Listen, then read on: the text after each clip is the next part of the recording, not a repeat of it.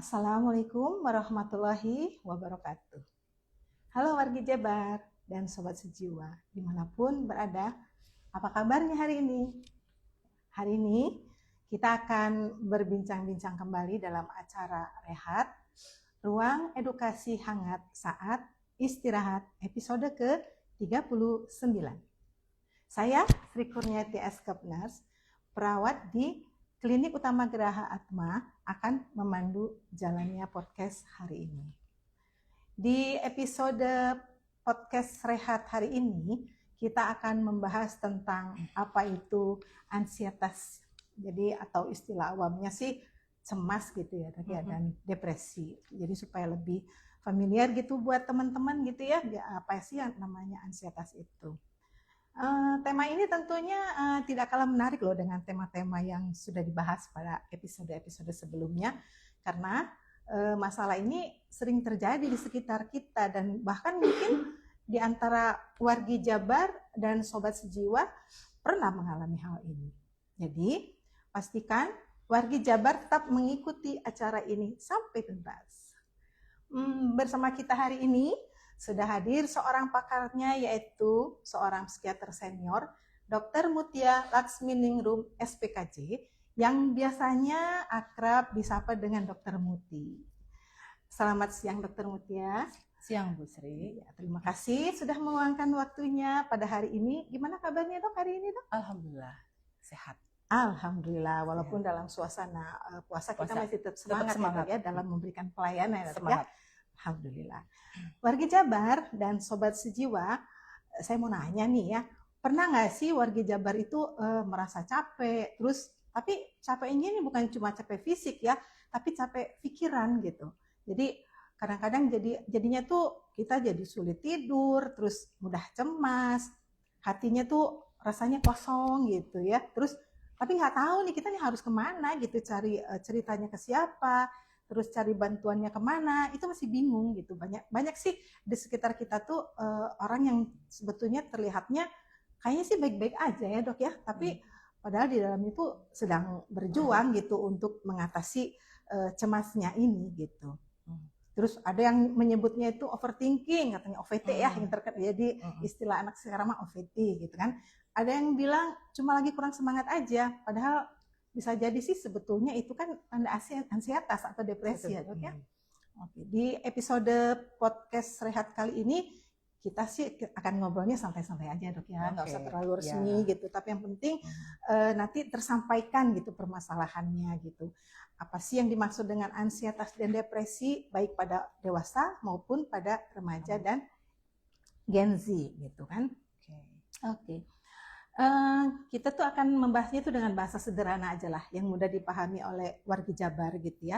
Jadi kita tidak akan menghakimi dan pasti kita akan berempati dengan permasalahan-permasalahan yang mungkin nanti akan disampaikan nih oleh wargi Jabar terkait dengan permasalahan yang mereka alami gitu ya Dok ya. Jadi sebetulnya kesehatan jiwa itu bukan soal kuat atau lemah ya Dok ya, tapi kita tuh berani nggak sih mengenali diri dan mau mencari bantuan terkait dengan permasalahan yang sedang kita hadapi. Betul begitu ya Dok ya? Betul.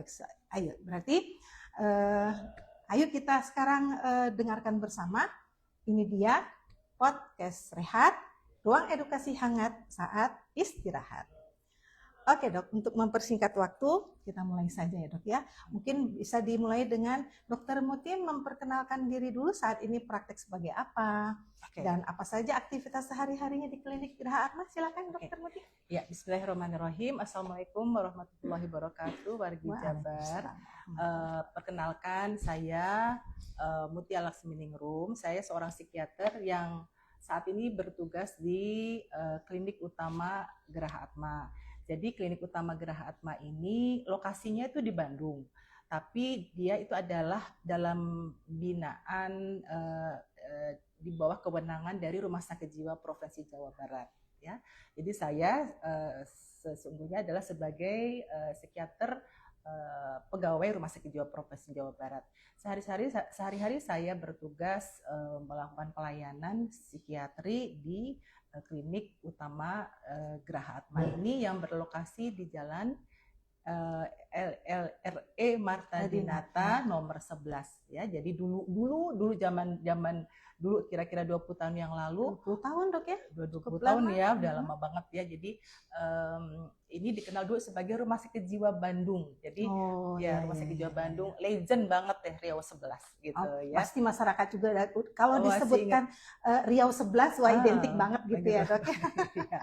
Legend Kota Bandung gitu ya. Jadi saya sehari-hari bertugas di sana. Sekarang RSJ Bandung itu sudah menjadi klinik utama Geraha Atma. Ya, gitu, Bu. Oke.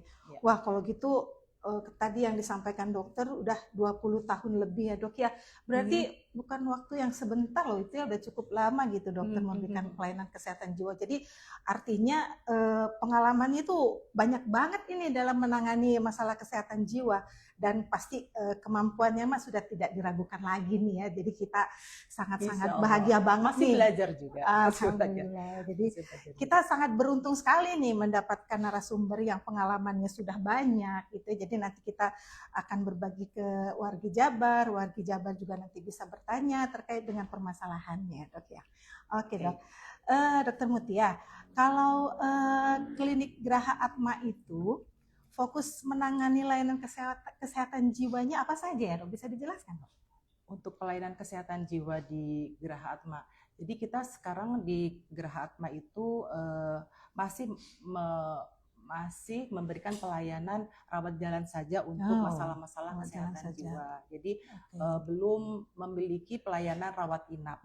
Ya, jadi seperti jadi kita harapannya untuk kedepannya kita juga bisa memberikan pelayanan rawat inap di Geraha Atma ini. Untuk saat ini masih fokus di pelayanan rawat jalan saja. Ya. Bisa diceritakan barangkali Dok, pasien-pasien apa saja yang bisa dilayani di sini? Mungkin warga Jabar pengen tahu juga ya. Mungkin ada keluarganya atau saudaranya atau bahkan mungkin warga di sekitarnya yang perlu bantuan sehingga mereka jadi paham. Iya, jadi sebenarnya di Geraha Atma ini kita bisa memberikan berbagai jenis pelayanan kesehatan jiwa.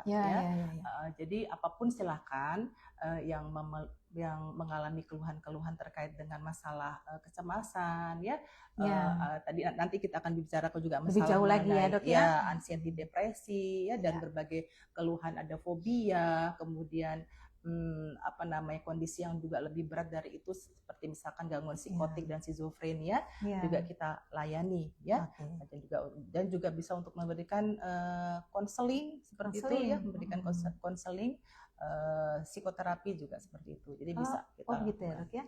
Kalau dari sisi usia Dok, barangkali usia berapa saja yang bisa dilayani di sini? Kita di sini juga memberikan pelayanan untuk kelompok usia remaja, dewasa dan lansia. Wah, lengkap sekali ya.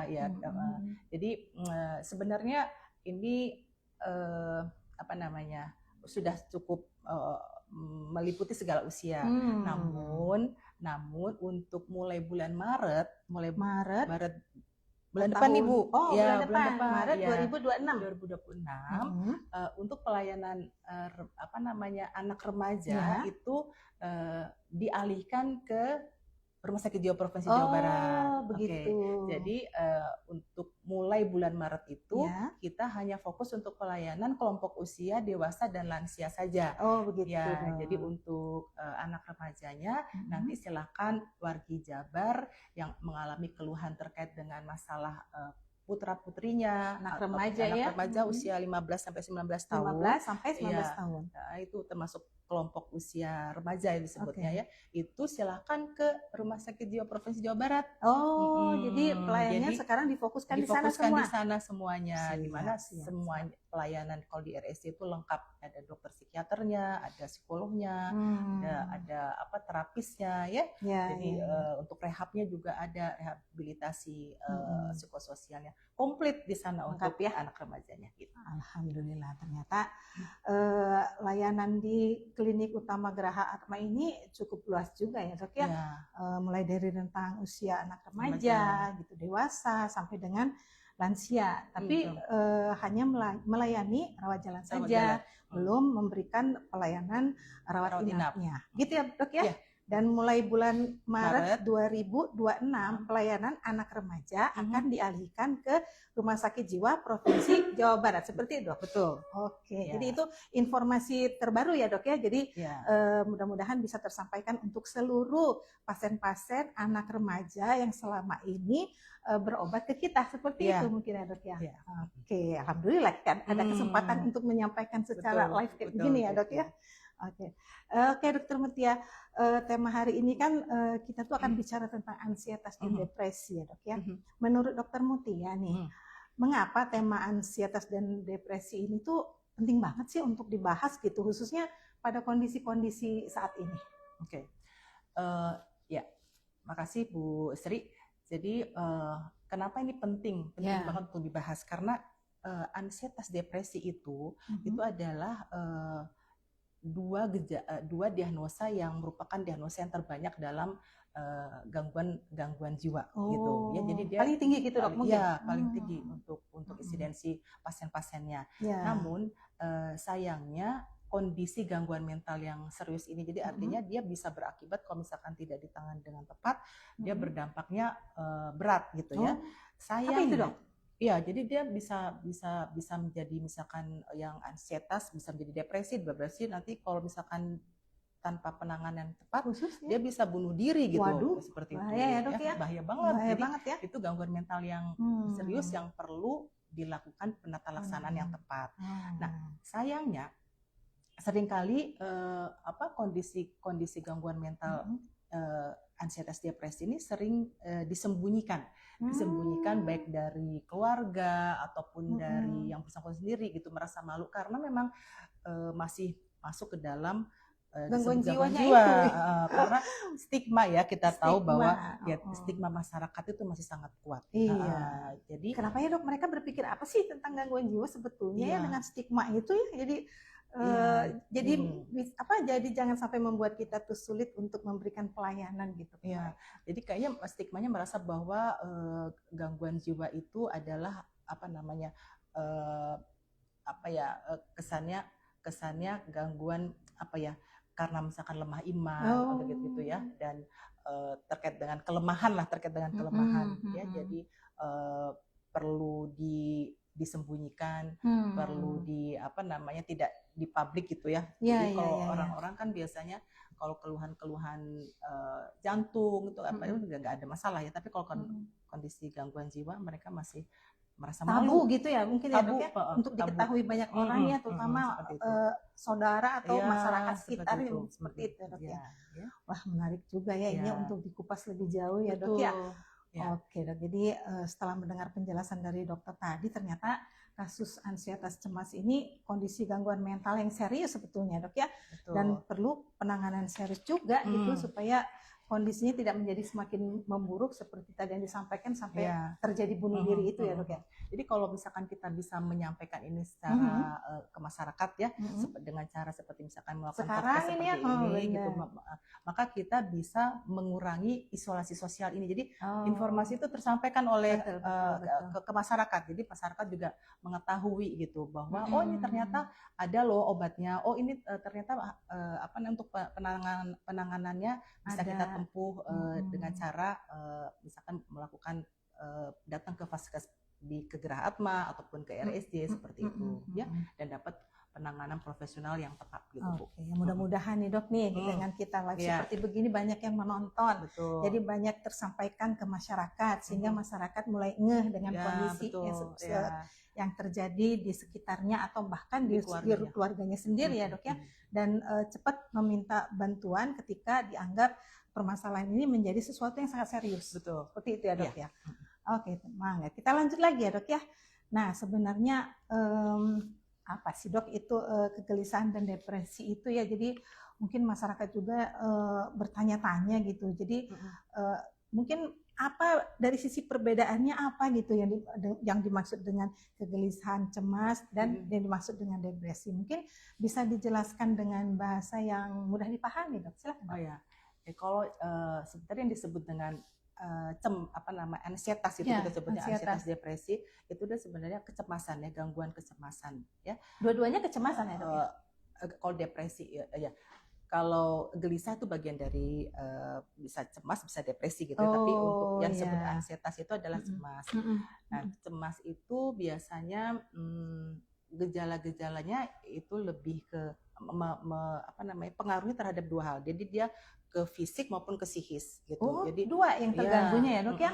Jadi kalau orang cemas itu biasanya selain dia misalkan merasa cemas, merasa overthinking mengenai sesuatu, mengenai ketakutan akan masa depan seperti itu, tapi juga pada saat yang bersamaan dia mengalami apa yang terkait dengan gangguan fisik seperti misalnya jantung berdebar-debar, kemudian keringat dingin, gitu kan? Kemudian, itu muncul gejalanya seperti itu ya dok ya. Jadi cemas itu biasanya dibarengi dengan adanya keluhan fisiknya, gitu ya. Jantung berdebar, kemudian ada keluhan keringat dingin seperti itu. Nah, kalau depresi mah lebih ke gangguan rasa sedih yang berkepanjangan. Jadi kalau depresi itu sedih, kalau misalkan anxiety itu cemas gitu ya. Nah, kalau depresi, kita balik ke depresi, mengalami kesedihan yang mendalam. Jadi bukan hanya kesedihan biasa. Kalau misalkan kita sedih karena misalkan ada keluarga yang meninggal, kemudian sedih, sebabnya jelas gitu kan. Kemudian memang ini yang nggak apa-apa, itu normal. Tapi kalau misalkan ini sedihnya mendalam untuk sesuatu hal yang memang ada penyebabnya nanti ya. Kemudian dia gejala yang lain adalah kehilangan minat, kehilangan minat atau yang disebut anhedonia, kemudian kehilangan energi juga. Jadi dia kehilangan minat itu misalkan tadinya dia seneng banget melakukan sesuatu, ya kan? Nah, dengan kondisi depresi jadi tidak berminat sama sekali. Misalkan dia tadinya rajin ke kuliah dan sebagainya gitu kan, ini udah nggak ada semangat lagi untuk kuliah. Atau mungkin bahkan tidak masuk sama sekali ya dok ya? Iya. Bisa jadi seperti itu dok? Iya. Bahkan tidak ada energi sama sekali untuk bergerak dari tempat tidur juga dia udah nggak bisa gitu. Jadi lebih banyak diam di kamar gitu, di tempat tidur aja. Dan nggak pengen ngapa-ngapain, kayak udah punya nggak ada energi gitu. Ya. Dan itu ditegakkan depresi itu harus 2 minggu Bu. Jadi harus dalam rentang waktu 2 minggu dulu baru tegak itu depresi. Kalau misalnya kurang dari 2 minggu, maka kita masih mengatakan itu gejala aja gitu. Gejala depresi, belum masuk ke depresinya gitu ya? Belum masuk ke dalam gangguan depresi. Gitu. Gangguan depresi, belum masuk ke depresinya. Ya, jadi sangat jelas perbedaannya ya kalau begitu ya dok ya. Kalau tadi cemas itu ada gelisahnya, tapi kalau depresi itu sudah ada sedih yang mendalam, sedih yang mendalam yang sampai kehilangan minat untuk melakukan sesuatu, malas keluar dari rumah gitu ya, jadi kehabisan energi gitu, jadi diam aja gitu di dalam kamar gitu ya dok. Jadi aktivitasnya benar-benar menurun sekali kalau begitu ya dok ya. Nggak pengen ngapa-ngapain, bahkan yang paling kita khawatirkan dari kondisi depresi ini adalah ide-ide untuk mengakhiri hidup. Ada lagi ya dok ya ide-ide? Iya, itu ide-ide. Kemudian itu yang kondisinya depresi bisa dibagi depresi ringan, depresi sedang dan berat. Nah, kalau yang untuk sampai berat tidak tertangani, itu bisa sampai dia pengen mengakhiri hidup. Disebutnya dengan, kalau misalkan sudah melakukan itu disebutnya tentamen suicide. Jadi dia tiba-tiba melakukan gantung diri kayak gitu-gitu. Itu yang sangat itu paling puncak ya. Kalau udah seperti itu udah puncak ya dok ya. Nah, kalau yang kayak begitu masih bisa dilayani di sini nggak dok? Atau mungkin perlu penanganan khusus? Ya, perlu penanganan khusus kalau seperti itu dalam kondisi yang sudah udah memiliki percobaan bunuh diri, itu kita harus indikasi rawat inap, kita rujuk. Tapi kalau misalkan baru sekedar ide sih, memang baru ide tapi bisa terkontrol, ya kita bisa upayakan dengan mengatasi dengan obat, ada obat untuk itu gitu Bu. Gitu ya. Jadi pikirannya ya, mempengaruhi pikirannya supaya tidak melakukan itu ya. Dengan obat-obatan bisa dilakukan. Ya, jadi efeknya itu banyak ya dok sebetulnya dok ya, baik ke mentalnya sendiri maupun kepada fisiknya gitu ya, yang pada akhirnya mungkin akan mempengaruhi fungsi sehari-hari kalau seperti itu, yang tadinya dia biasa melakukan bekerja misalnya, atau mungkin dia sekolah atau kuliah, jadi tidak masuk sekolah, tidak masuk kuliah, itu jadi mengganggu fungsi sehari-harinya ya dok ya.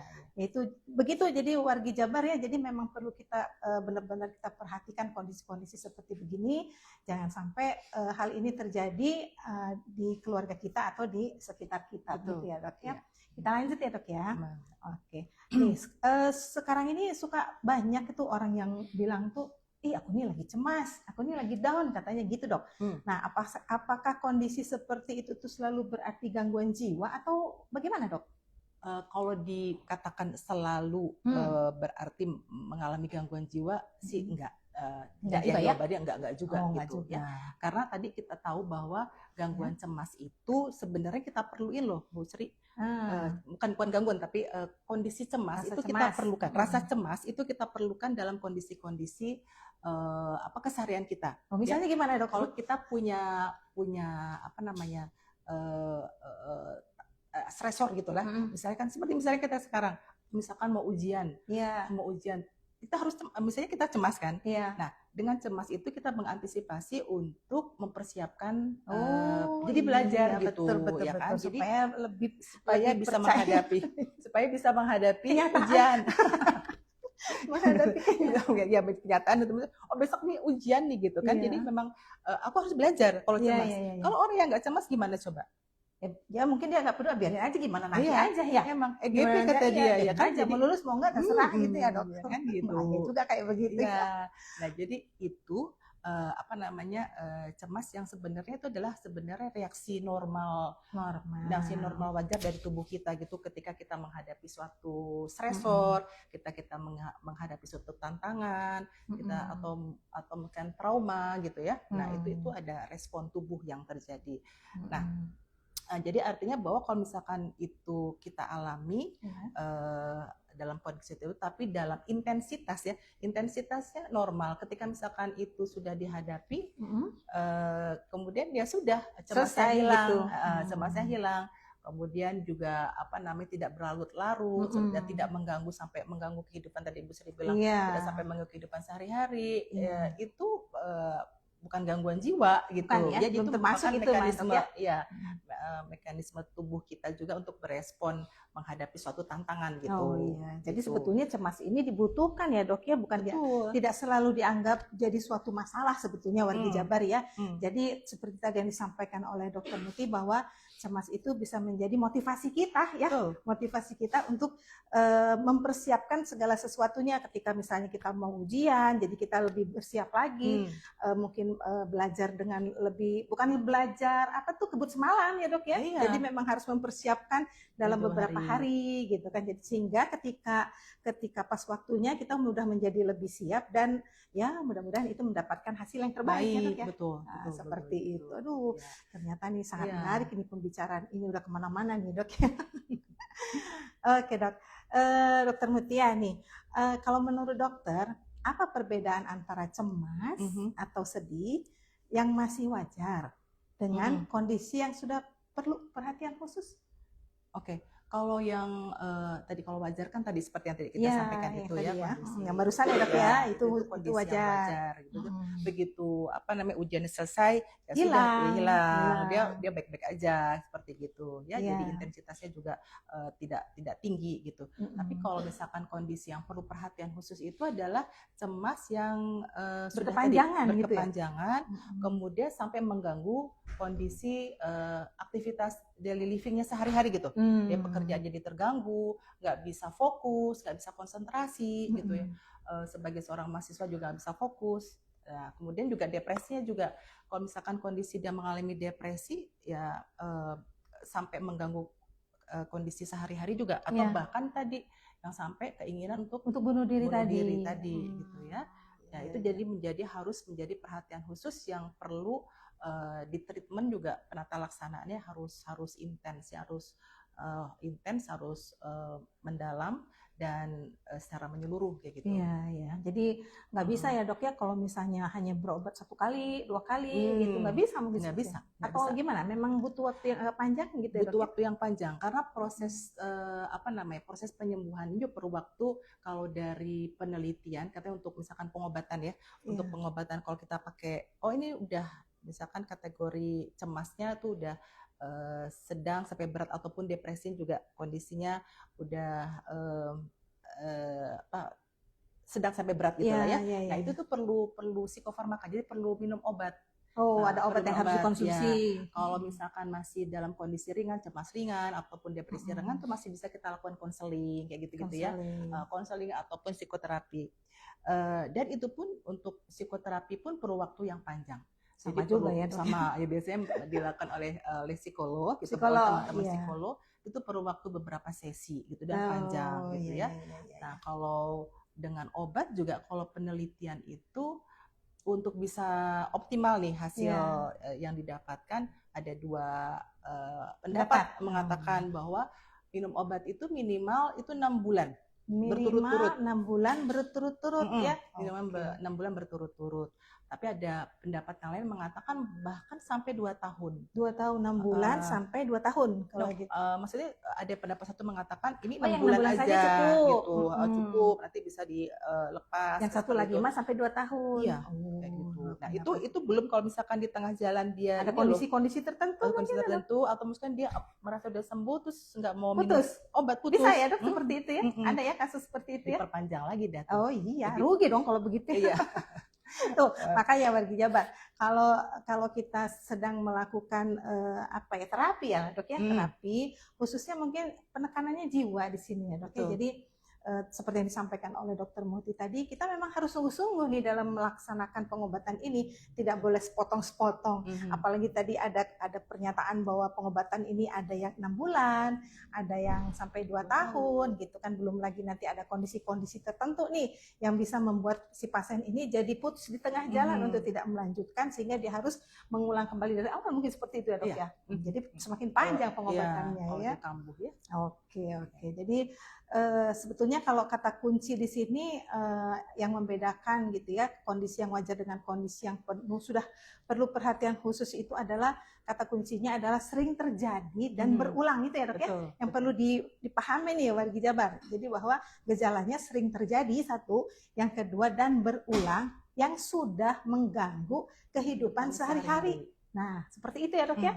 Nah, jadi coba kita koreksi diri sendiri nih, kita dalam kondisi seperti apa kalau yang sedang mengalami gangguan cemas nih. Jadi supaya kita lebih tahu kita ada di posisi mana. Mungkin seperti itu ya, Dok ya. Sehingga kita lebih mudah untuk melakukan kira-kira rencana berikutnya apa. Oke, gitu ya, Dok ya. Nih, dari pengalaman dokter nih, keluhan apa sih, Dok, yang paling sering disampaikan pasien dewasa pada saat pertama kali datang? Biasanya mereka mengeluhkan apa gitu?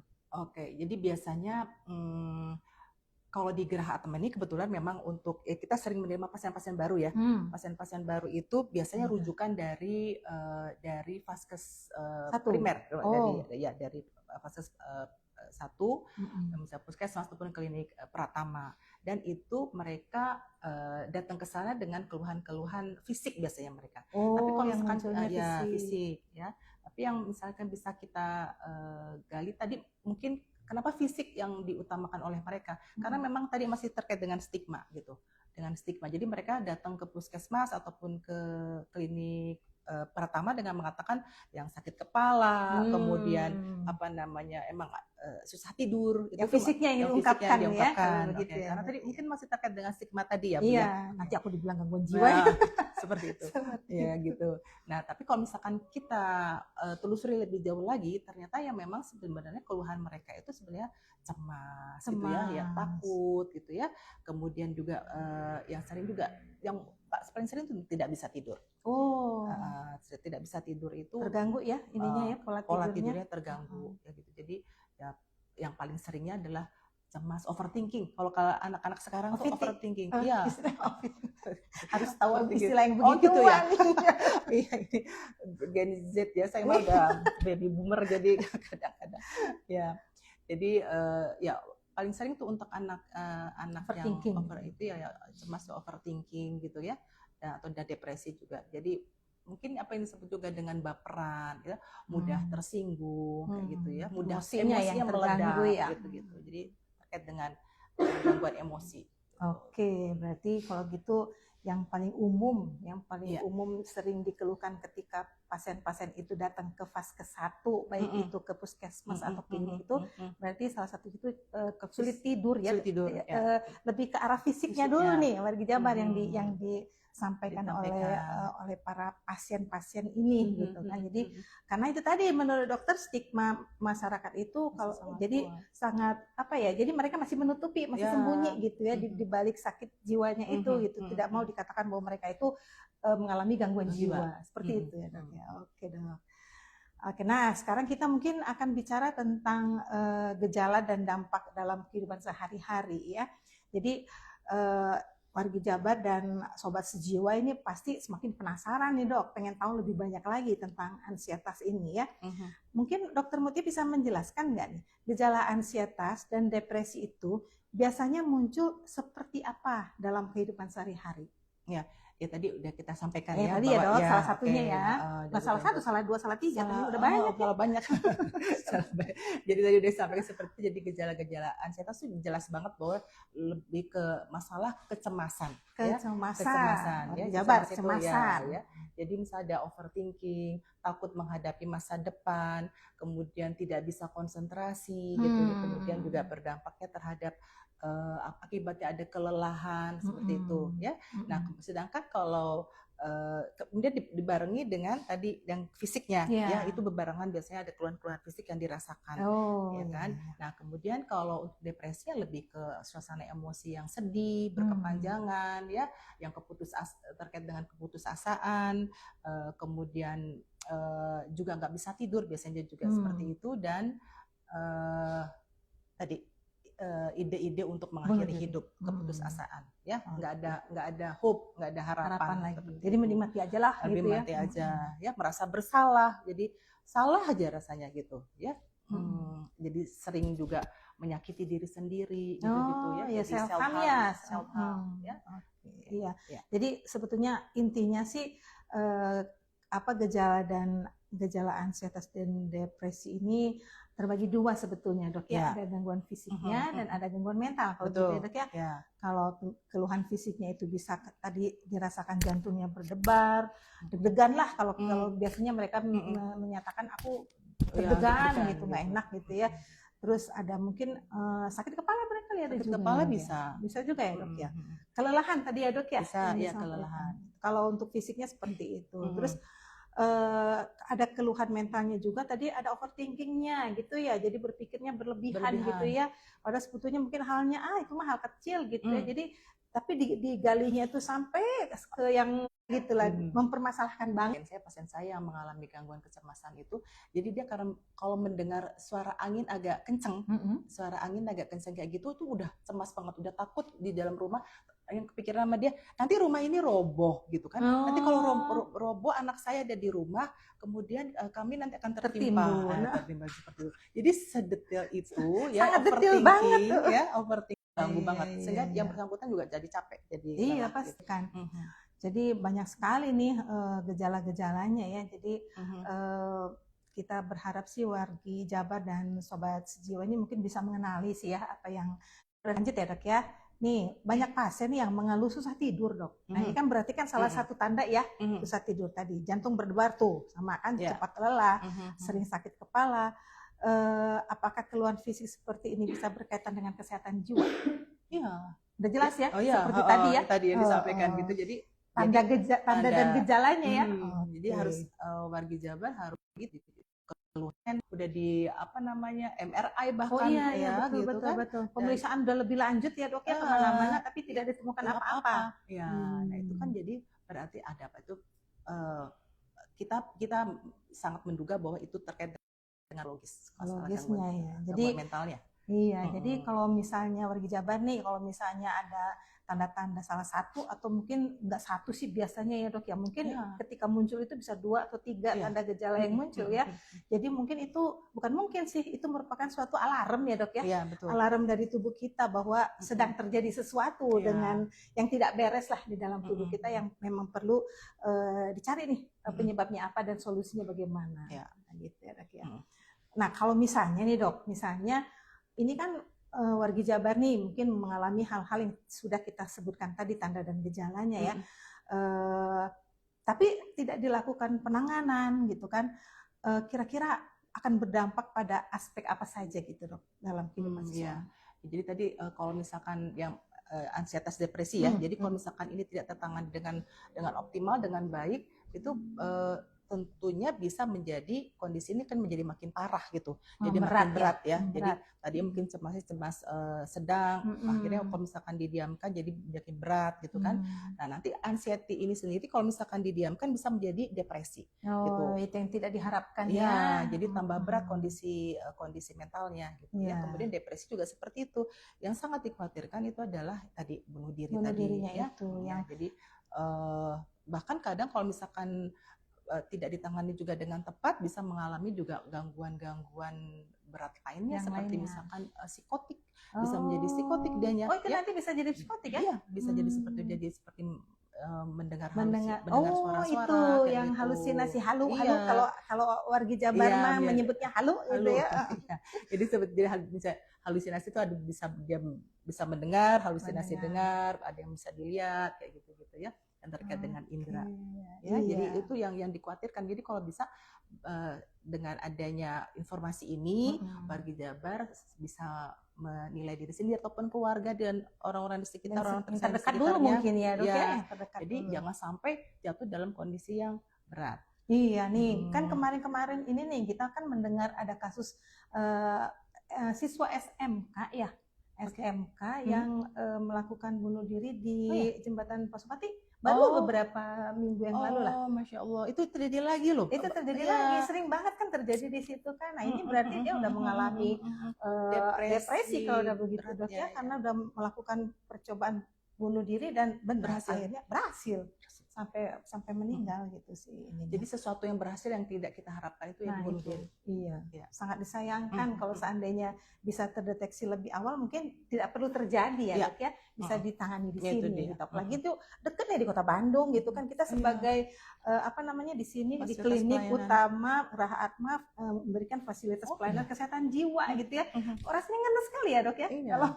Kalau ada hal-hal seperti itu sampai itu pasien kita ya Bu ya. Nah itu dia. Tapi kayaknya sih bukan lah dok ya. Ini mengelak ya. Mudah-mudahan bukan ya dok ya. Oke dok. Nah kalau tadi itu kita bicara tentang gejala ya dok ya. Sekarang tanda-tanda nih. Tanda-tanda apa sih yang seharusnya menjadi alarm bagi seseorang untuk segera mencari bantuan profesional? Ya tadi ya dok ya. Yang segera. Jadi aku jawab sendiri juga. Aku nanya aku jawab sendiri. Jadi ya seperti itu Bu, terkait. Jadi pada intinya apapun yang dirasakan kegelisahan yang berkepanjangan, yang lebih dari 2 minggu itu menjadi waktu ya. Jadi ada periode waktu yang menjadi batasan bahwa ini kira-kira udah menjadi alarm enggak gitu. Yaitu jadi berkepanjangan. Keluhannya itu berkepanjangan, tidak reda dengan misalkan stresornya sudah tidak ada gitu, tapi masih terus, ataupun masih overthinkingnya terus menerus sampai ya tadi mengganggu gitu Bu. Jadi berkepanjangan minimal 2 minggu ya. Observasinya itu gejalanya selalu muncul dalam waktu 2 minggu dan tidak reda dengan diberikan mungkin tadi itu edukasi gitu ya. Jadi tidak bisa selesai dengan itu ya. Jadi memang membutuhkan lebih jauh lagi nih, penanganan lebih jauh. Jadi memang sudah harus minum obat barangkali dok ya kalau udah seperti ini ya. Kalau psikoterapi bisa sih Bu sebenarnya, tapi cuma perlu waktu yang agak lama. Panjang. Ya, itu bisa dibarengin gitu.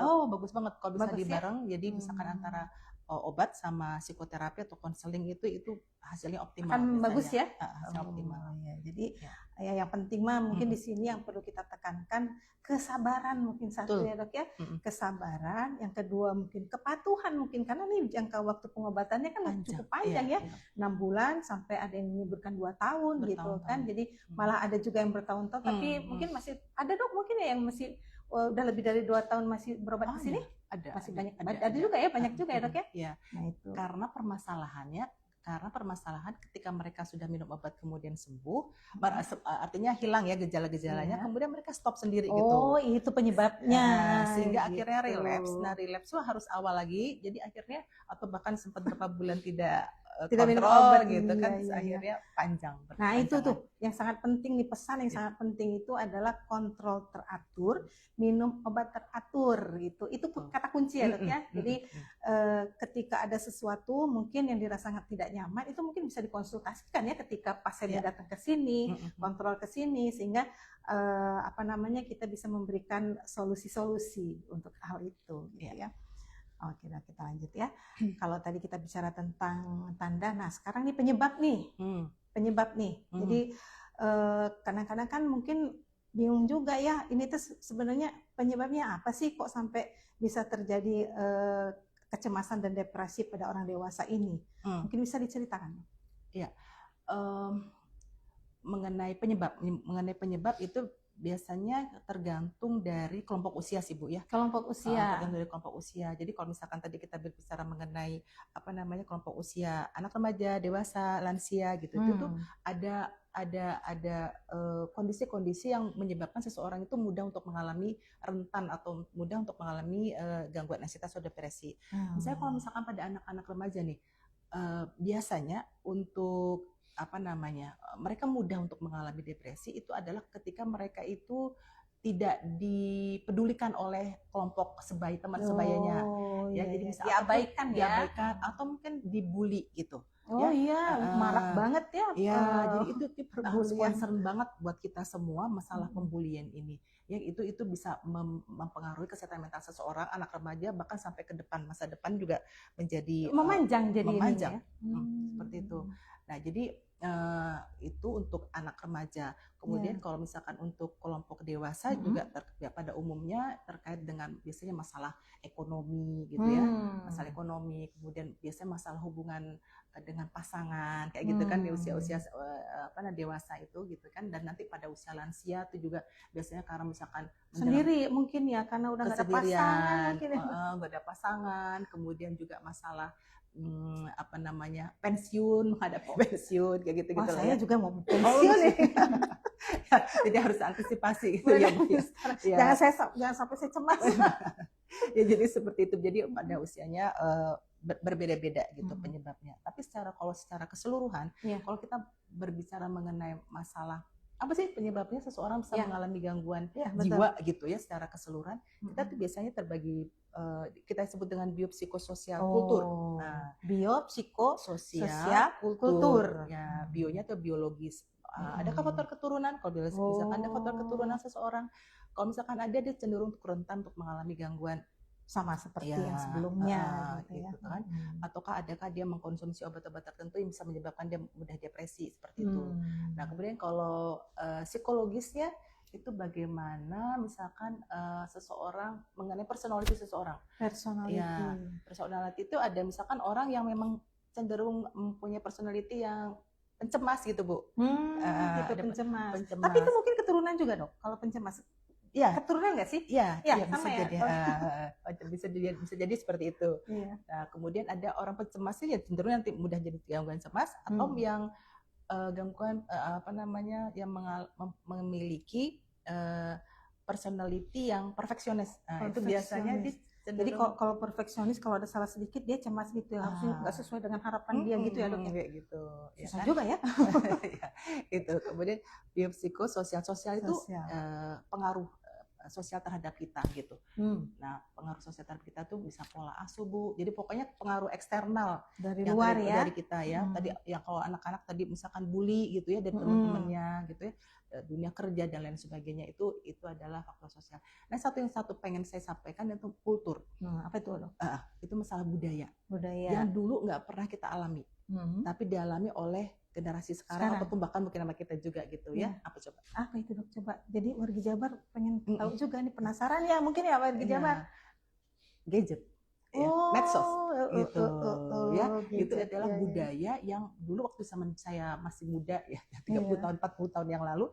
Nah, itu tuh belum ada kan. Kita belum tahu gadget. Belum punya. Belum pakai. Nah, itu bisa menyebabkan juga orang rentan untuk mengalami gangguan jiwa. gitu Bu. Gadget. Berarti kalau gadget berarti kan yang makainya itu kan dari anak-anak sampai dengan usia dewasa gitu ya, Dok. Jadi mungkin lansia juga lansia pakai. juga mungkin bisa jadi ya, Dok. Kalau misalnya dia lagi sendiri nggak ada teman ya buka HP ya. Jadi jadi udah pergeseran budaya mungkin ya, yang tadinya memang kita tidak pernah menggunakan, sekarang kita menggunakan dan ternyata ada efeknya, walaupun sebetulnya efek baiknya juga banyak ya, Dok ya, banyak ya.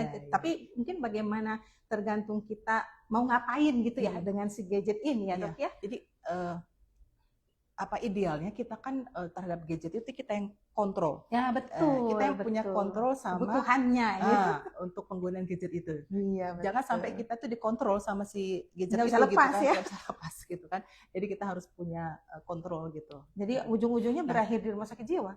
Iya, yang bisa ya, Dok ya, sampai dirawat seperti itu. Anak-anak remaja banyak mengalami gangguan adiksi gadget. Adiksi gadget. Iya.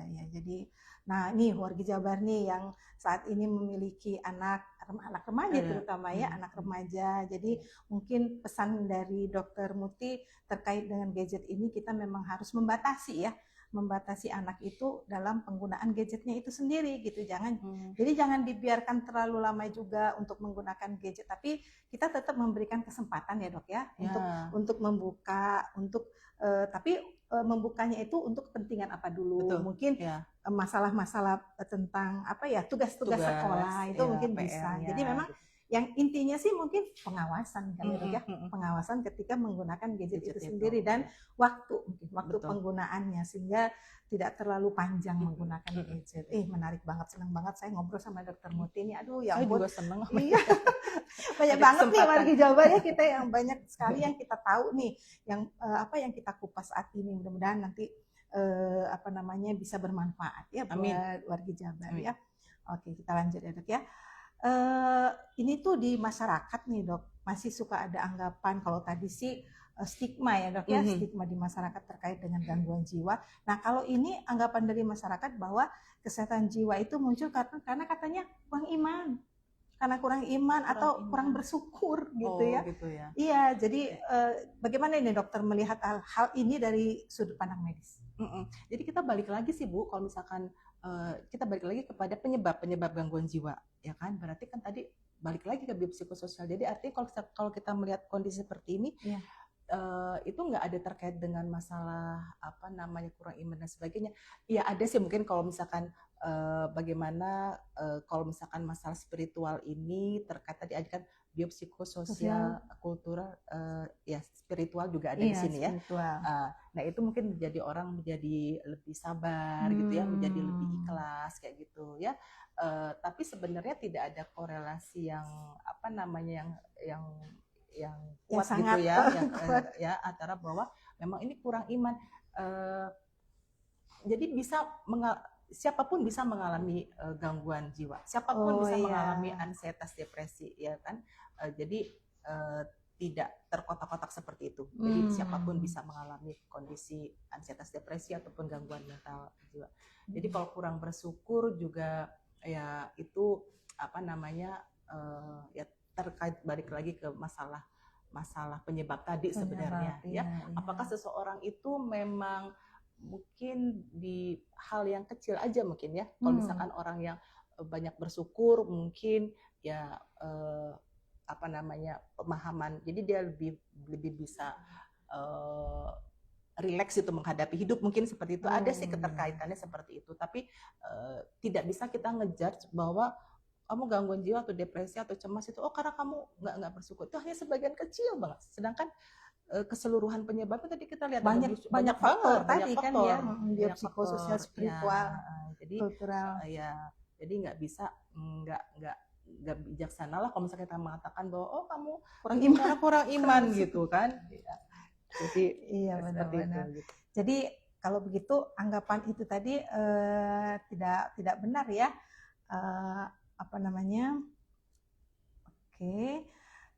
Penyebabnya sebetulnya banyak gitu banget ya. dari biopsikososial, spiritual yang sudah dijelaskan panjang lebar tadi sama dokter. Jadi tidak mutlak karena gara-gara kamu kurang iman, kurang bersyukur saja. Jadi memang mungkin itu bagian kecilnya saja, bukan bagian besar yang bisa menyebabkan seseorang itu menjadi sakit itu ya. Wargi Jabar mungkin sudah mulai ada pertanyaan ya dari Wargi Jabar. Bisa oh gitu, oke dok. Nah sekarang kita masuk kalau tadi kita bicara tentang dewasa ya dok ya. Nah ini tidak kalah menariknya juga terkait dengan remaja. Remaja karena kan banyak juga nih remaja sekarang yang mengalami gangguan cemas seperti tadi yang sudah saya sampaikan. Ada salah satu contohnya yang baru-baru ini mengalami melakukan bunuh diri itu ya dok ya. Sebetulnya keluhan apa aja sih yang paling sering disampaikan remaja atau Gen Z saat datang berkonsultasi? Untuk remaja, ya. Untuk remaja sih biasanya mereka hampir sama sih Bu. Untuk kondisi-kondisi Untuk kondisi cemas atau kondisi depresi? Terkait dengan pembicaraan kita berarti cemas ya? Oh cemas ya, oke. Cemas dan depresi juga. Oke. Ya, yang pengalaman saya aja ya, pengalaman saya selama pelayanan ya, sama memberikan pelayanan di Geraha Atma ini, pada umumnya tuh mereka ya tadi overthinking tadi ya, mengenai overthinking, memikir hal sampai sedetailnya, dan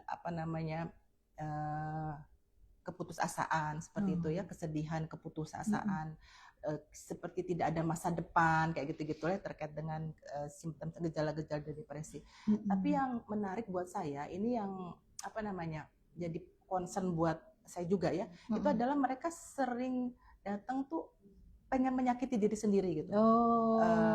Sebutnya dengan self harm. Ya, mereka sering menyakiti diri sendiri. Kalau kita tanyakan kenapa sampai harus melakukan, mereka biasanya sering cutting gitu. Salah satunya ya. Sering cutting atau membentur-benturkan kepala, kemudian mukul-mukul dada seperti itu. Ya, jadi katanya supaya mereka bisa merasakan sakit gitu. Merasakan sakit karena kalau misalkan bukan menyalurkan ya dok ya, bukan, tapi merasakan sakit ya. Merasakan sakit ada berbagai ya pendapat sih ya. Tapi yang sebagian besar tuh karena mereka depresi, kemudian jadi perasaannya tuh kayak baal gitu. Baal, putus asa, nggak ngerasa apa-apa, nggak bisa ngerasain seneng, nggak bisa ngerasain apapun, flat aja gitu, nggak sedih, nggak marah gitu ya, lempeng aja ya kalau kata orang Sunda ya, lempeng aja gitu ya. Nah, jadi kadang mereka tuh perlu untuk menyatakan bahwa saya tuh masih sakit kok kayak gitu ya, saya tuh masih ada, saya tuh masih eksis. Membuktikan sebetulnya yang dia bilang baal itu tuh nggak bener gitu ya, ternyata ketika melakukan self harm itu ada rasa juga gitu ternyata dia seperti itu. Nah, itu yang menjadi concern banget ya, dalam beberapa tahun terakhir ini. Sering Gen Z itu anak remaja yang pada umumnya anak-anak mahasiswa yang datang ke kita, karena kita kan lokasinya di Bandung gitu, di kota gitu ya. Jadi seringkali kedatangan mahasiswa dengan keluhan seperti itu. Oh gitu. Jadi kalau bisa ditarik kesimpulan sebetulnya sih kalau melihat dari keluhan ya untuk yang dewasa ataupun anak remaja sebetulnya sih sama aja ya, cuma tambahan ada tambahan itu tadi self harm-nya itu ya, self harm yang tadi yang seperti disampaikan oleh Dokter Muti bahwa mereka itu yang dalam kondisi cemas itu udah baal tuh, udah nggak bisa merasakan sedih, merasakan senang gitu, lempeng aja, datar aja gitu. Jadi untuk membuktikan itu ya melakukan salah satunya cutting gitu. Ketika melakukan cutting itu ternyata masih sakit ya kalau cutting itu. Jadi suatu pembuktian aja mungkin itu ya dok ya. Jadi pada dasarnya sama ya, kalau begitu seperti dewasa. Oke. Kita lanjut 20. Oke. Kita lanjut ya dok ya. Dokter Muti. Ya. Ini nih terkait dengan anak remaja ya, masih terkait dengan anak remaja. Ini biasanya sih suka ada terjadi tekanannya di sekolah atau yang sudah kuliah gitu, atau mungkin ekspektasi orang tuanya itu terlalu tinggi, harapan orang tuanya itu terlalu tinggi, dan sementara dia sendiri tidak mampu gitu untuk mencapai apa yang disampaikan oleh orang tuanya, keinginan orang tuanya itu. Jadi Jadi seberapa sering ya menjadi sumber masalah kesehatan jiwa ini? Ya, untuk jadi masalah tadi tekanan dari di Tempat kampus, sekolah, tempat iya. sekolah gitu. Itu memang rasanya sebagian cukup dibilang bisa cukup besar ya untuk kondisi-kondisi seperti itu. Jadi penyebab lah seperti itu ya. Jadi kondisi di mana apa namanya dari beberapa case yang saya dapeti itu adalah bahwa kadangkala untuk kondisi di kampus itu sikap dosen yang kurang kooperatif misalkan gitu. Jadi dia yang menekan mungkin ya dok ya kadang-kadang. Yang menekan kemudian atau yang killer, kalau yang killer gimana dok? Itu termasuk juga nggak? Yang killer asalkan dia tidak menghujat ataupun bisa dihubungi. Jadi permasalahan anak itu kadang ketika mereka bikin suatu tugas itu tidak ada tempat bertanya gitu. Jadi si dosennya tidak mudah untuk dihubungi kayak gitu ataupun orang sedang lagi skripsi. Jadi artinya memang ada tekanan di dunia pendidikan itu, maksudnya bukan dunia pendidikan di arti di kampus kadang-kadang ada hal-hal seperti itu. Sementara dituntut untuk cepat-cepat selesai, tapi dikasih rentang waktu nih untuk bisa menyelesaikan dan susah untuk dihubungi. Aku pusing juga ya.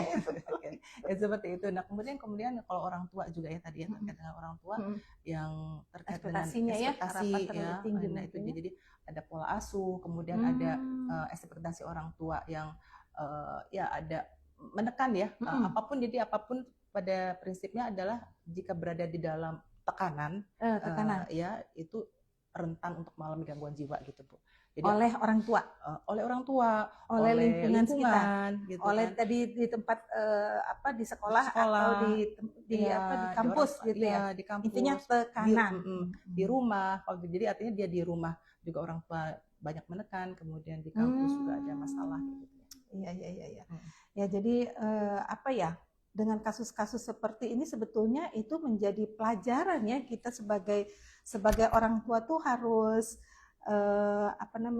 sebagai orang tua dan sebagai tenaga pendidik ya dok ya. Jadi jadi karena kalau kita sebagai orang tua itu menjadi sahabat mungkin ya, teman untuk bisa berbagi, teman untuk curhat gitu ya. Jadi sehingga tidak sampai terjadi kasus kecemasan ini yang sampai mungkin berakhir dengan bunuh diri itu tadi, karena mereka merasa tidak punya tempat untuk berbagi tadi gitu ya. Jadi kalau untuk dari sisi pendidikan juga mungkin kita sama-sama membantu mungkin ya, keinginan kita tuh ada membantu untuk mahasiswa-mahasiswa atau anak sekolah lah ya, anak sekolah ini supaya mereka bisa menyelesaikan tugas-tugasnya itu dengan nyaman, ya, dengan nyaman, tidak dengan tekanan, tidak menjadi beban gitu ya. Ya kita mudah-mudahan lah ke depan ke depan kita berharap akan menjadi lebih baik, akan menjadi lebih baik ya, baik kita sebagai orang tua maupun sebagai pendidik. Itu supaya menurunkan angka insidensi tentang cemas pada cemas, depresi pada anak remaja gitu ya. Mungkin dari wargi Jabar ya, mungkin sudah mulai ada pertanyaan yang mau disampaikan kepada Dr. Mutia. Silakan dibacakan. Ada dari Instagram, dari bercerita_tumbuh.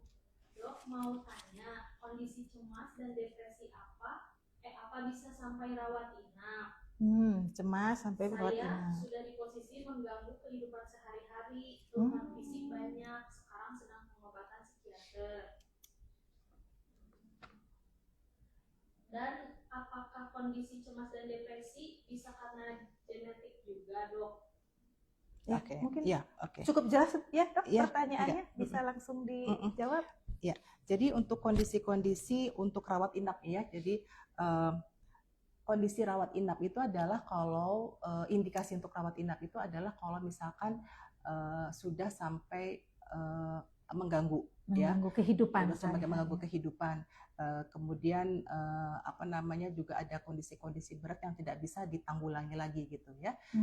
Jadi kalau misalkan memang kondisinya sudah ada pemikiran terutama kalau depresi itu sampai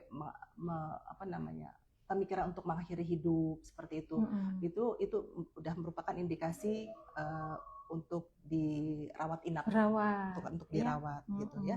Dan kecemasan itu biasanya depresi itu bisa maksudnya cemas itu bisa menjadi bagian dari depresi gitu. Cemas. Jadi sebenarnya dia mengalami depresi berat gitu, atau bahkan sampai yang sudah dengan psikotik, dengan halusinasi yang tadi ya, psikotiknya sampai mengganggu sekali sehingga tidak bisa konsentrasi dan menyuruh-nyuruh untuk melakukan bunuh diri seperti itu gitu. Jadi itu udah harus merupakan indikasi untuk dirawat. Nah, untuk cemasnya kemungkinan itu bagian dari depresinya gitu ya. Jadi itu menjadi indikasi untuk dirawat.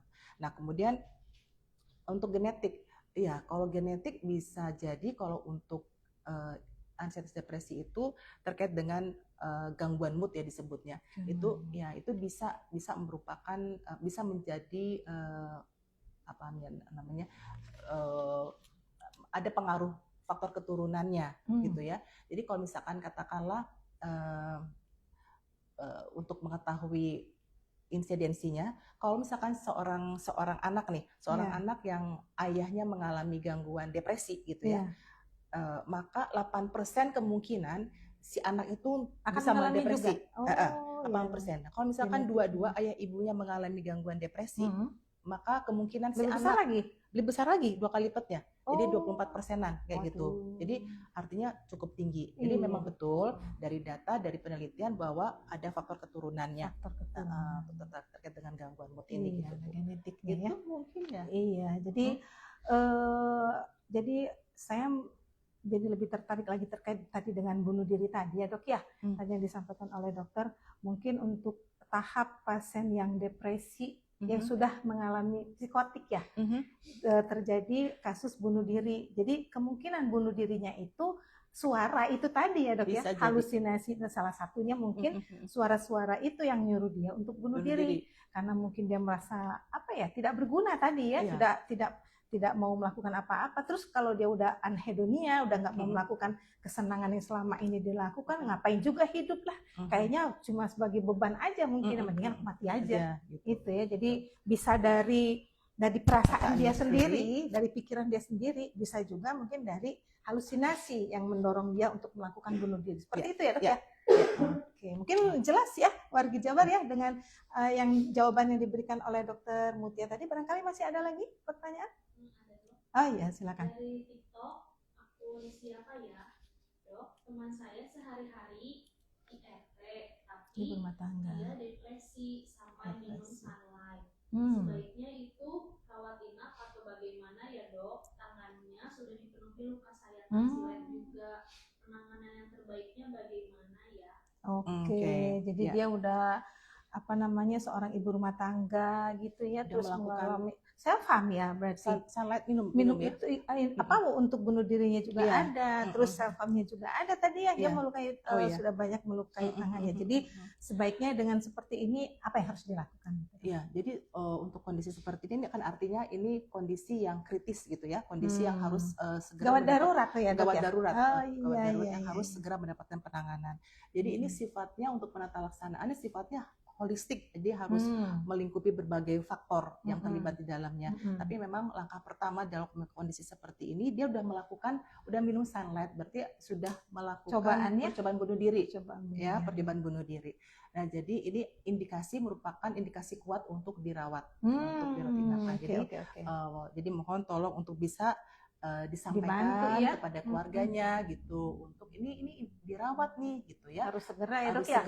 Segera dirawat, karena kondisi untuk suicide itu, bunuh diri itu bisa kapan aja dia muncul, karena ide pengen mati terus berlangsung, terus dipikirkan, dan itu bisa impulsif, dia tiba-tiba dia melakukan. Itu. Jadi ini indikasi untuk dirawat, kemudian nanti penata laksanaannya nanti di RSJ, nanti di sana secara komprehensif ya, secara menyeluruh, mungkin masalah penyebabnya apa, kemudian mungkin juga selain dengan obat juga nanti ada psikoterapi atau konseling seperti itu gitu Bu. Jadi intinya ini sudah butuh perawatan ya, butuh perawatan. Jadi jangan sampai terjadi lagi hal-hal yang tidak diinginkan, dan ini karena udah masuk ke dalam kondisi gawat darurat yang bersifat segera, bersifat segera dan harus segera ditangani.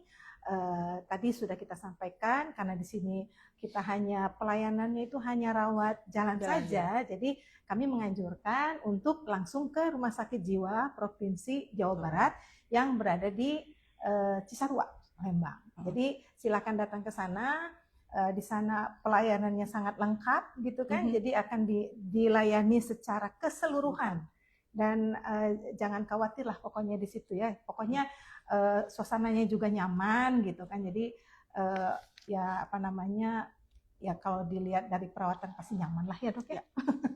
Walaupun memang ada masa waktunya juga, harus segera pulang juga, nggak bisa lama-lama juga di sana.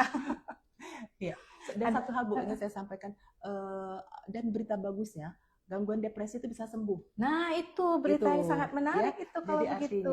Artinya ayo, kalau misalkan ada kenalan ataupun siapapun yang ataupun warga Jabar yang mengalami depresi, segera datang ke tempat pusat pelayanan kesehatan jiwa, ke Geratma, ke RSJ, insya Allah dengan penanganan yang menyeluruh tadi, yang holistik, insya Allah bisa mendapatkan pemulihan. Iya, gitu. Jadi jangan, warga Jabar jangan putus asa ya jika menghadapi hal-hal seperti begini. Tadi disampaikan sama Dokter Muti juga, ini bisa sembuh gitu. Jadi harapan hidupnya juga kan masih tinggi ya dok ya, apalagi kalau misalnya warga Jabar ini masih usia produktif, ya kan, masih usia produktif, terus mungkin masih apa ya, udah berkeluarga, jadi masih ada keluarga yang berharap itu apa ya, mungkin sebagai kepala keluarga gitu ya dok ya, jadi tidak inginlah salah satu anggota keluarganya itu sakit gitu ya, mungkin seperti itu ya dok ya. Oke, ada lagi? Wah ini banyak banget nih, jadi banyak yang tertarik, alhamdulillah nih dok. Ayo. Ada dari sofa.rf, diagnosis depresi berat dengan psikotik, perlu rawat inap enggak dok? Kasus depresi dengan psikotik perlu dirawat atau tidak? Oke. Kan tadi indikasi rawat itu adalah kalau misalkan kondisinya mengalami suatu hal yang tidak bisa ditangani gitu ya. Nah, jadi kalau misalnya tergantung, kalau misalkan penegakan depresi berat dengan gejala psikotik yang bersangkutan sendiri sudah dalam kondisi baik ya, selama ini bagaimana, sudah dapat tata laksana belum yang tepat gitu kan? Udah diterapi dengan baik atau belum, atau baru ditegakkan gitu untuk depresi berat dengan gejala psikotik. Apakah gejala-gejalanya masih kuat dialami gitu? Ya, kalau depresi berat tadi yang udah sampaikan dengan gejala-gejala yang tadi kita sampaikan, kita kupas ya. Sudah kita kupas tadi, kemudian juga ada halusinasi. Intinya kalau apakah dia didukung oleh support system yang baik, jadi apakah minum obat yang teratur, kontrol teratur, ya kan? Apakah dia misalkan hidupnya sendiri, itu juga ada dia berbagai faktor ya untuk menentukan apakah dia perlu dirawat, rawat inap atau tidak ya. Tapi pada intinya kalau misalkan memang kondisi tidak bisa tertangani, keluarganya juga tidak ada, kemudian keteraturan minum obatnya dipertanyakan, nah ini yang menjadi indikasi dirawat. Oke, jadi intinya sih kita harus melihat dulu ya tanda dan gejala yang dialami oleh yang sakit ini seperti apa gitu. Kalau misalnya sudah dalam kondisi tenang gitu kan, karena memang selama ini sudah berobat gitu kan ke psikiater misalnya, ke sini atau ke RSJ. Nah kalau dalam kondisi sudah minum obat teratur, kontrolnya teratur gitu, otomatis sih gejalanya akan sangat minim ya dok ya. Nah kalau udah hal-hal seperti begitu mungkin tidak perlu dirawat. Nah tapi yang tadi disampaikan oleh Dokter Muti juga bahwa ya kapan sih depresi dengan psikotik itu harus dirawat?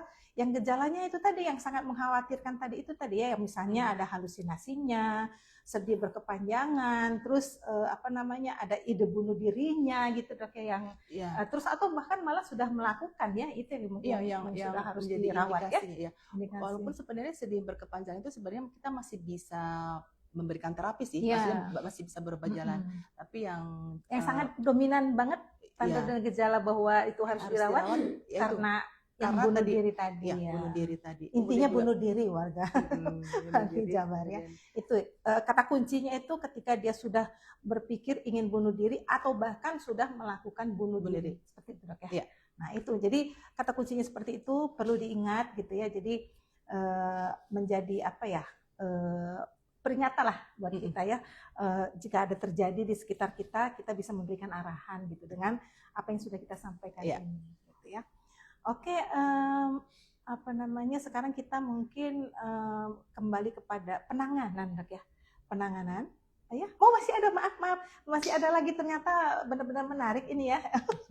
silakan Dari underscore Nevin, ya. Dok, emang BPD nggak bisa sembuh ya Dok? BPD ya sekarang ya, BPD bisa sembuh apa enggak gitu ya. Iya. BPD, Borderline Personality Disorder, ya itu kalau bisa sembuh dalam kalau istilah sederhananya apa Dok itu Dok? Apanya? BPD tadi apa? Borderline Personality itu adalah suatu suatu gangguan kepribadian. Suatu gangguan kepribadian yang ngambang gitu ya. Jadi dia mudah baper, kemudian merasa hampir sama kondisinya tuh seperti orang-orang depresi, merasa hampa, kemudian sering merasa bersalah, hampir sama gejala-gejala yang dirasakannya, mirip seperti itu. Tapi biasanya kalau yang mengalami gangguan personality itu biasanya dia sudah mengalami sejak kecil gitu. Jadi sejak SD kadang-kadang dia merasa udah nggak berguna, ada keinginan untuk mengakhiri hidup kayak gitu ya. Sejak kecil ya. Irritable, mudah kepancing emosi, tantrum dan sebagainya seperti itu disebutnya dengan borderline. Ya, nggak seimbang gitu ya mengenai emosinya. Nah itu perlu, kalau misalkan bisa sembuh nggak? Bisa, kalau bisa sembuh mungkin bisa pulih ya, bisa pulih dalam tanda kutip gitu. Bisa pulih dalam tanda kutip, artinya adalah bahwa yang bersangkutan bisa beraktivitas baik seperti orang pada umumnya, tapi perlu dengan tata laksana terapi gitu. Dengan terapi. Jadi artinya dia mungkin perlu ada obat yang harus diminum, ataupun mungkin ada konseling rutin yang harus dilakukan. Jadi harus dikawal gitu. Ya karena memang ini prosesnya terjadi dari kecil dan tidak berlangsung bertahun-tahun, lama gitu ya. Jadi ini gangguan personality, yang memang banyak ya dialami kondisinya oleh generasi Gen Z sekarang ini ya. Terus sekarang datang ke kita juga dengan keluhan-keluhan yang bisa kita arahkan ke arah borderline personality disorder gitu. Jadi seperti itu. Jadi bisa dalam tanda kutip ya, dalam tanda kutip bahwa harus didampingi dengan penata laksanaan yang tepat gitu. Oh iya. Ya, seperti itu. Kata kuncinya didampingi dengan penata laksanaan yang tepat. Yang tepat gitu ya. Jadi nggak usah khawatir lah sebetulnya ya, apapun permasalahan kesehatan jiwa itu bisa ya, insya Allah lah ya, insya Allah kita bisa tangani di sini gitu. Kalaupun misalnya tidak bisa di sini, masih ada pusat rujukan kita satu lagi di Rumah Sakit Jiwa Provinsi Jawa Barat. Jadi di sana juga lengkap juga ya fasilitas, baik itu terutama dari tenaga-tenaganya juga ya, tenaga kesehatannya itu cukup lengkap ya di sana ya Dok ya. Oke, sekarang kita bicara tentang alur nih Dok ya, karena kita udah banyak nih bicara nih warga Jabar ya, udah banyak berbicara tentang ansietas, depresi, apa itu ansietas, bagaimana tanda gejala, penyebabnya, dan bagaimana penanganannya. Nah sekarang ini mungkin warga Jabar juga pengen tahu gitu ya, kalau alur pelayanan, alur penanganan yang biasanya dilakukan kalau misalnya kita berobat ke klinik Geraha Atma itu bagaimana Dok? Jadi supaya mereka paham. Jadi kita tidak hanya bilang udah datang ke sini aja, berobat ke sini aja, tapi alurnya gimana nggak ngerti. Kan karena yang datang juga mungkin tidak semua orang itu yang maaf gitu pendidikannya yang tinggi gitu, tapi mungkin juga mereka ada pendidikannya yang menengah ke bawah gitu kan. Jadi mungkin ada rasa sungkan, rasa gimana gitu terkait dengan zaman sekarang yang teknologi tinggi, yang segalanya harus melalui online seperti itu. Mungkin bisa dijelaskan. Ya, jadi untuk pasien-pasien kita yang akan berobat ke Geraha Atma ini, jadi terbagi dua. Jadi ada yang pasien BPJS dan pasien umum. Jadi untuk yang pasien BPJS diharapkan itu bisa saat sini sesuai dengan aturan dari BPJS itu masuk ke dalam untuk mendaftarnya secara online gitu. Secara harus online ya? Ya, harus secara online ya. Atau kalau misalkan klien-klien pasien-pasien yang tidak memiliki HP itu bisa kita fasilitasi. Silakan datang ke klinik Geraha Atma dan nanti akan difasilitasi oleh humas di sini, diarahkan untuk dibantu untuk pendaftarannya. Tuh nggak sulit ya dok ya sebetulnya ya. Jadi kalau misalkan untuk yang punya HP itu ada webnya nanti ya Bu. Apa itu bisa disebutkan barangkali jadi dok? Untuk daftarnya itu dengan webnya adalah http garis miring 2 ya. 2 garis miringnya. Barangkali mau dicatat nih wargi Jabar ya, silakan. Pendaftaran Geraha Atma titik Jabar Prof titik go titik id. Jadi saya ulang ya dok ya, saya ulang lagi ya. Nanti mungkin teman-teman kita bisa membantu untuk menuliskan gitu di situ nanti ya, karena mungkin kurang jelas juga barangkali kalau misalnya kita hanya menyebutkan saja gitu. Di website kita itu di https://2 pendaftaran Geraha Atma, itu kecil semua ya, ininya hurufnya titik jabarprof.go.id ya. Jadi semoga ini nanti bisa bermanfaat buat teman-teman semua gini, buat seluruh wargi Jabar gitu ya, untuk sobat sejiwa gitu. Jadi selain kita memberikan informasi, mereka pun kita berikan petunjuk bagaimana cara berobat di sini untuk mempermudah mereka. Jadi nggak perlu khawatir nih wargi Jabar ya. Jadi kita dengan tangan terbuka itu akan membantu kesulitan teman-teman, dimulai dari saat pendaftaran sampai dengan selesai untuk mendaftar kembali. Seperti itu. Iya. Ibu maaf, kayaknya saya tadi salah bicara. Apa tuh? Kayaknya begitu. Jadi maaf. Jadi kalau tadi untuk web itu adalah untuk pasien umum. Sorry. Yang mana? Yang ini? Tadi yang barusan disampaikan. Kalau untuk pasien BPJS, sorry banget. Kalau BPJS itu adalah dia masuk tetap aplikasi MJKN. Iya betul, mobile JKN ya dok. Jadi kayaknya hipogel. Jadi kalau untuk pasien BPJS dimanapun kan itu pakai MJKN, aplikasi MJKN ya kan. Jadi di situ. Nah tapi yang tadi disampaikan itu adalah untuk pasien-pasien umum. Bisa masuk ke sana gitu. Jadi beda jalur ya dok ya untuk pendaftarannya ya. Jadi yang barusan disampaikan yang HTTPS itu untuk umum.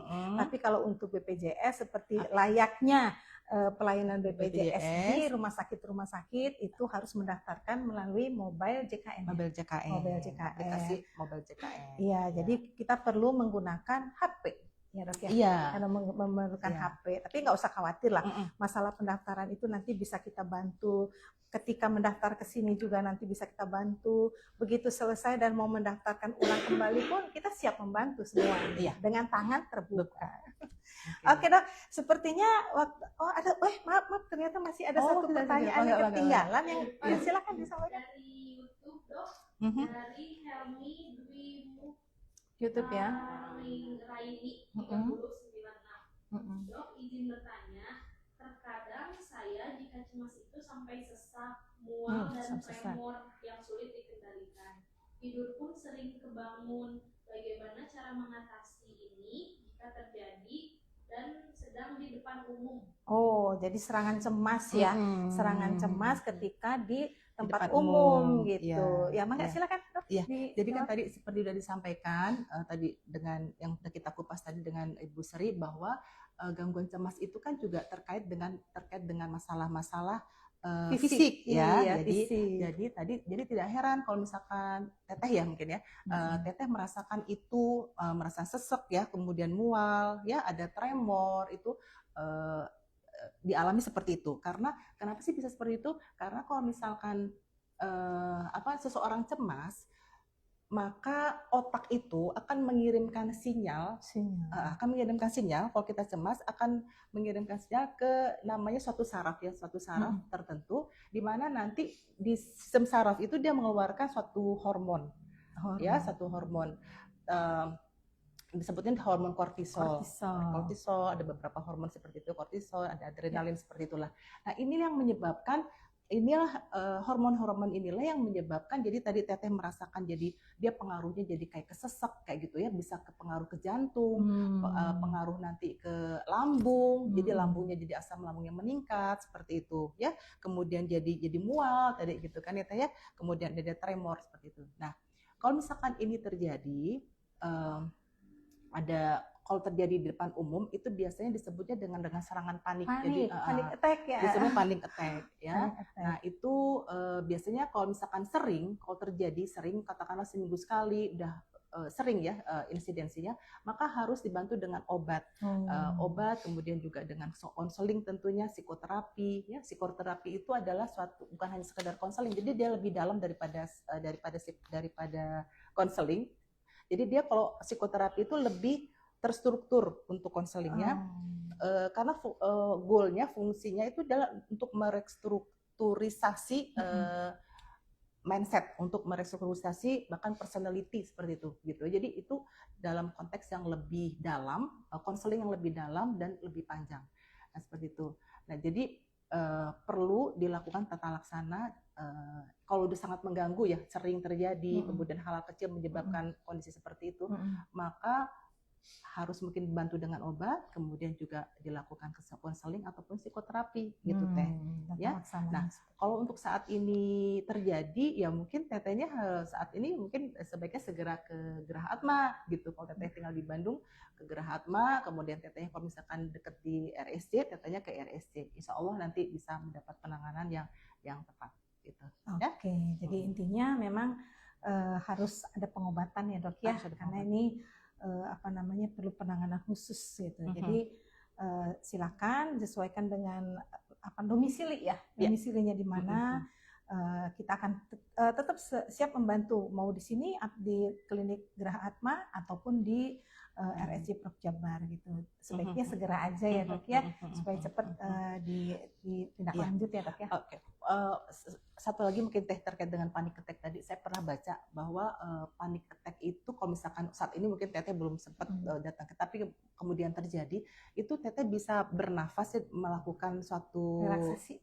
Semacam gitu ya, dengan bernafas di dalam suatu paper bag. Jadi upayakan Teteh untuk selalu membawa paper bag, karena kalau panik attack itu serangannya terjadi tidak bisa diduga gitu. Jadi di tengah keramaian tiba-tiba mengalami serangan. Nah itu coba ketika serangan itu terjadi, Tetehnya bernafas di dalam kantong kantong kertas ya. Kalau misalkan kita beli roti-roti gitu kadang-kadang sering ada segi empat itu gitu ya. Bernafaslah di situ. Jadi bernafas pelan, tarik nafas secara perlahan, kemudian dikeluarkan perlahan gitu ya. Itu dilakukan berkali-kali. Dilakukan berkali-kali, mungkin sekitar 2-3 menit. Ya, itu nanti akan menjadi reda paniknya. Ya. Nah, itu dari yang saya baca pernah salah satu treatment yang dilakukan untuk mengatasi panik attack. Gitu. Iya. Jadi selain relaksasi tarik nafas dalam yang biasa dilakukan, itu di dalam kantong. Ya, yang ini di dalam kantong ya, di paper bag ya. Jadi dilakukan sama sepertinya sebetulnya relaksasi tarik nafas dalam juga katanya. Ininya ya, lebih cepat prosesnya. Ininya efeknya lebih cepat. Nah, itu bagus banget tuh. Itu jadi suatu ilmu baru nih ya buat wargi Jabar gitu. Jadi jadi ketika nih barangkali nih belum memang udah berniat nih wargi Jabarnya untuk kesini ya, untuk berobat kesini, tapi ternyata masih terkendala oleh sesuatu gitu. Jadi masih belum bisa kesini, terjadi serangan cemas seperti yang dialami Teteh tadi. Itu salah satu tadi tuh trik-trik dari Dokter Mutia itu bisa dilakukan ya Dok ya, untuk sementara, karena kan kalau misalnya kita diberikan obat juga kan, obat itu kan ada masanya Dok ya, misalnya 1 kali, 2 kali, 3 kali, tapi serangan ini terjadinya kan tiba-tiba kapanpun gitu, kita tidak pernah tahu ya kapan terjadi. Itu bisa dilakukan ya Dok ya, trik itu ya. Itu informasi terbarunya dari Dokter Dokter Mutia gitu ya. Masih ada pertanyaan? Sudah habis, alhamdulillah. Permasalahan sudah selesai. Oke, sekarang berarti konsultasi. Ya. Oke. Ya. Jadi karena waktu kita sudah habis ya dok ya, tidak terasa kita udah bicara lebih dari 1 jam, 1 jam setengah ya. Aduh banyak juga nih yang udah di 1 jam setengah ya. 1 jam setengah. Oh iya. Keasikan ngobrol ya kita ya. Kalau nggak dipotong terus aja ngomong sepertinya ya. Ya terima kasih nih ya untuk Wargi Jabar yang sudah menemani kita nih di siang hari ini di acara rehat. Dan satu hal yang saya mau sampaikan, ketika Wargi Jabar belum sempet nih datang ke sini ya, udah berniat untuk ke sini tapi masih belum sempet gitu. Jadi ada nih salah satu cara yang kita punya gitu kan, bisa berkonsultasi dengan online. Jadi kita menamakannya adalah Kajol. Jadi bisa menghubungi, coba nih dicatat nih nomornya ya, melalui WhatsApp di nomor 0812 21 29 20 20. Itu di WhatsApp ya. Saya ulang ya, sekali lagi ya, silakan dicatat 0812 21 29 20 20. Jadi bisa menggunakan konsultasi jiwa online dulu kalau memang ternyata belum bisa datang ke sini gitu kan. Nanti akan jangan khawatir, nanti teman-teman kita yang bertugas itu akan menjawablah setiap pertanyaan-pertanyaan yang disampaikan melalui ini tadi ya, Kajol tadi. Kok jadi susah mengingatnya. Oke, mungkin kita tutup ya, udah selesai nih. Nanti nggak beres-beres kita ngomong. Oke, ternyata menarik ya. Menarik banget ya, enaknya kita ngobrolnya. Ya mudah-mudahan juga Wargi Jabar juga senang dengar kita, nggak jadi berisik gitu loh, karena kita banyak ngomong gitu ya.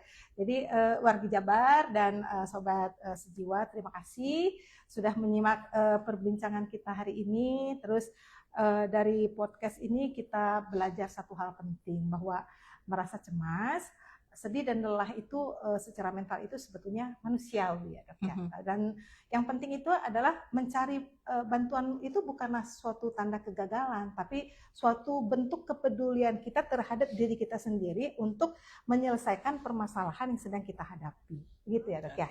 Jadi untuk Wargi Jabar yang sedang berjuang dalam diam gitu kan, jadi yakinlah bahwa Wargi Jabar tuh nggak sendirian ya. Jadi kita siap membantu lah, mau di klinik sini, di klinik Geraha Atma atau di RSJ, kita siap membantu. Kita siap menampung keluhan-keluhannya, apa yang menjadi permasalahannya gitu kan. Tapi asal jangan minta uang aja ya dok ya. Nggak ada. Terus kalau untuk orang tua nih, sahabat atau pasangan, kehadiran dan dukungan kita tuh walaupun kecil tapi itu sangat berarti loh buat teman-teman yang sedang berjuang ini gitu, karena mereka tidak akan bisa keluar dari permasalahannya ketika support sistemnya itu tidak baik gitu. Jadi tidak melulu ini bisa diselesaikan dengan obat saja. Jadi dukungan dari orang sekitar itu yang biasanya sangat mendukung, mempercepat proses penyembuhannya sendiri. Terus jika kamu atau orang terdekatmu itu mulai merasakan tanda-tanda gangguan kesehatan jiwa, jangan ragu ya, datang aja berkonsultasi dengan tenaga profesional yang kita punya ya, baik itu secara online maupun secara offline gitu. Jadi semoga podcast hari ini bisa menjadi langkah awal untuk lebih peduli pada kesehatan jiwa, atau bahkan kita memulai untuk mencari pertolongan karena permasalahan yang sedang kita hadapi. Saya pamit bersama Dr. Mutia. Sampai jumpa di podcast Rehat episode berikutnya. Tetap jaga kesehatan, karena pikiran sehat adalah awal dari hidup yang lebih baik. Wassalamualaikum warahmatullahi wabarakatuh. Salam sehat jiwa.